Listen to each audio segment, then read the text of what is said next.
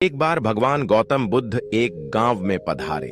वहां की एक स्त्री, जिसे समाज वैश्या कहकर तिरस्कार करता था, बुद्ध के पास आई और विनम्रता से पूछा, आप किसी राजकुमार जैसे दिखते हैं, फिर आपने गेरुआ वस्त्र क्यों धारण किए हैं?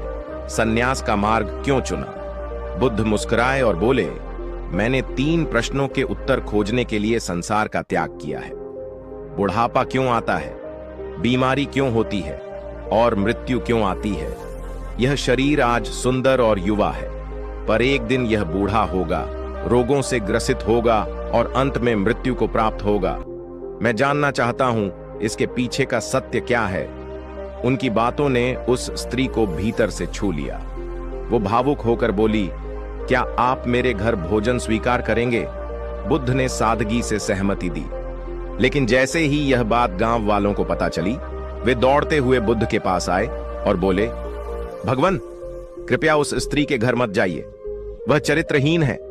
बुद्ध ने गांव के सरपंच से पूछा, क्या आप भी यही सोचते हैं? सरपंच ने सिर हिलाकर हामी भरी। बुद्ध मुस्कुराए। उन्होंने सरपंच का एक हाथ पकड़ा और कहा, अब ताली बजाइए। सरपंच बोले, भगवान, यह कैसे संभव है? एक हाथ से ताली नहीं बज सकती। बुद्ध ने शांत स्वर में उत्तर दिया, ठीक उसी प्रकार कोई स्त्री अकेले चरित्रहीन नहीं होती। अगर इस गांव के पुरुष चरित्रवान होते तो वह स्त्री भी चरित्रहीन न होती।